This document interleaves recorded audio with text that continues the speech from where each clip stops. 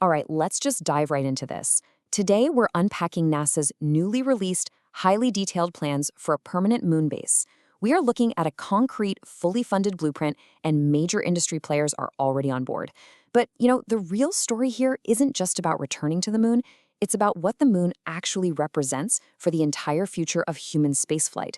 Welcome to the Explainer. So that brings us to the really big question, right? Why build a permanent moon base in the first place? It's incredibly easy to look up at the moon and think of it as the finish line, the ultimate destination of this new commercial space race. But as we're going to see, that narrative is entirely backward. The moon isn't the final stop. It's literally the ultimate stepping stone. NASA Administrator Isaacman actually hit the nail on the head here. He explicitly states this is not a substitute for Mars. It is to have an environment where we can master the skills for where we go next. So the absolutely crucial point to take away is that every single piece of infrastructure, every rover, every habitat planned for the lunar surface is at its core a practice run. Mars remains the primary objective. The moon is just our classroom. But why do we even need a classroom in space? Well, it all comes down to a pretty stark logistical reality. If something goes wrong, or if we need to iterate on some brand new technology, the moon is only 4 days away from home. Mars, on the other hand, that's many months away.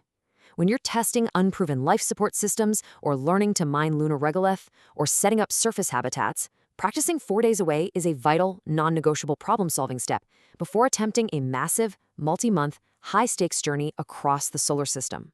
NASA actually has a specific term for this concept, a mastery environment.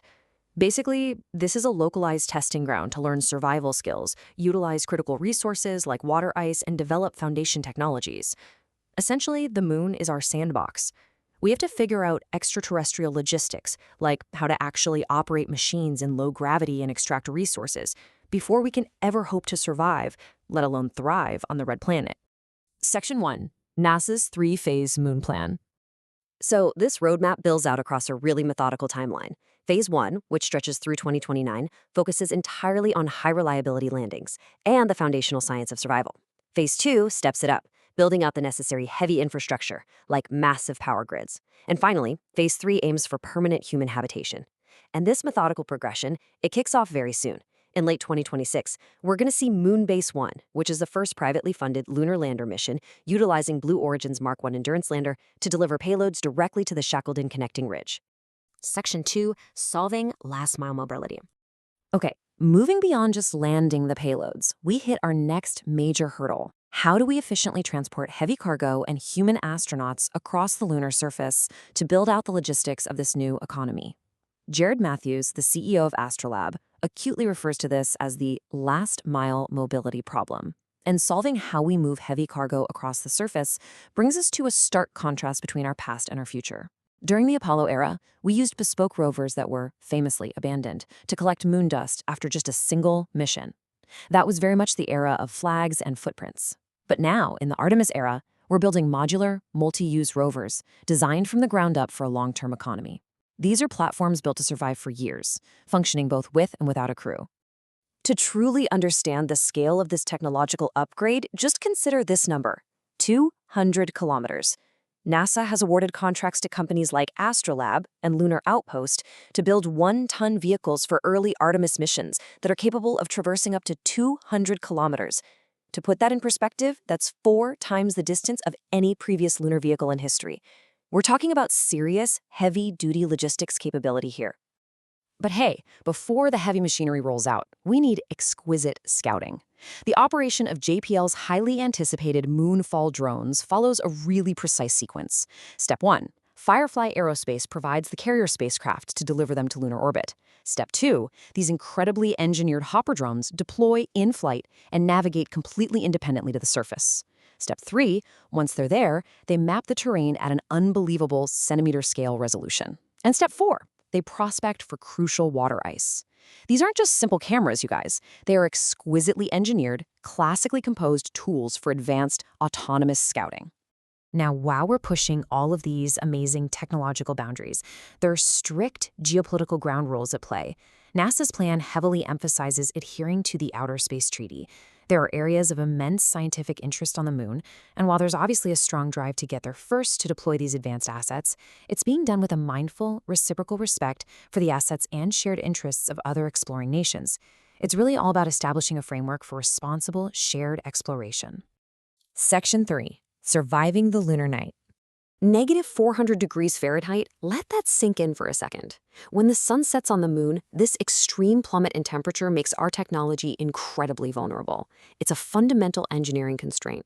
And this is exactly why building advanced, robust power grids is absolutely vital to the survival of any permanent base. To combat this absolute deep freeze, NASA is actively soliciting power systems with 2 to 15 kilowatt capacities.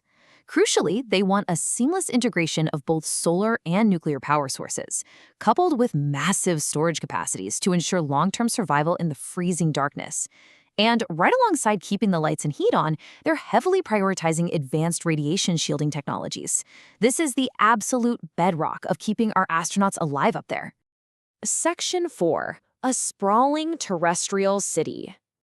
All right, when we start combining the landers, the long-range autonomous rovers, the drone scouts, and the massive nuclear and solar power grids, what begins to emerge isn't just a tiny, cramped capsule out of some old sci-fi movie. But here's the catch. How on earth do we afford all of this? Historically, space exploration relied on procurement models, meaning missions were perpetually taxpayer-funded and uniquely bespoke. But now, NASA is intentionally shifting to service models. They want to encourage private industry, like SpaceX and Blue Origin, to take the wheel. By driving commercial value in space, companies are incentivized to provide ongoing innovation. This ensures the lunar presence is an economically sustainable economy and not just a perpetual drain on public funds. And that sustainable economic model, that's what makes a sprawling physical footprint possible, a base spanning hundreds of square miles. Because of the absolute need for safety and direct resource access, assets like nuclear reactors and mining sites must be distributed widely apart. So think of it not as a single clustered building, but styled almost like a grand, meticulously planned Renaissance city mapped directly onto the vast surface of the moon. Which brings us right back to our final and maybe most exciting thought. If the moon is just our mastery environment, what unprecedented marvels are we going to construct when we finally reach Mars? We're designing and building an incredible, sustainable, nuclear-powered city on the moon, literally just to practice. The skills, the modular rovers, the immense power grids, these are just the warm-up act. Thank you so much for joining me for this explainer. The next great leap in human exploration isn't just a dream anymore, it's already underway.